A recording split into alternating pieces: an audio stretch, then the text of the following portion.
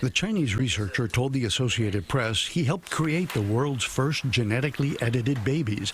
They are twin girls whose DNA he claims to have altered when they were embryos. I feel a strong responsibility that it's not just to make it first, but also make it as example. Dr. He Jiankui says he modified embryos for 7 couples during fertility treatments.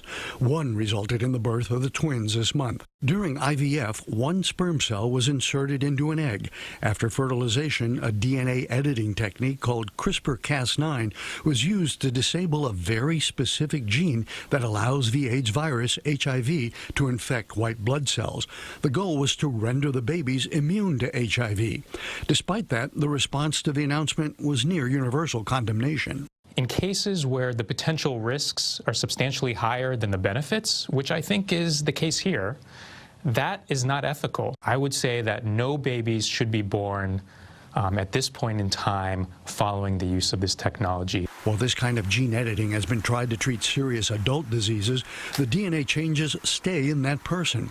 Sperm, egg, or embryo gene editing make changes that can be passed on to all future generations, and there are often so-called off-target effects where other genes are also altered. There are also concerns it could lead to designer babies, allowing parents to choose traits like hair and eye color, or even intelligence and athletic ability.